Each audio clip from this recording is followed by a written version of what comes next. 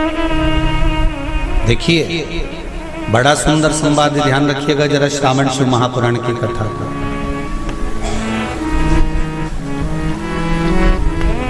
केवल एक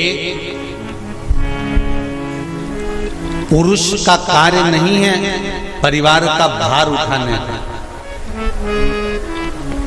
केवल एक पुरुष का भार कर्तव्य नहीं कि परिवार का भार केवल पुरुष उठाए।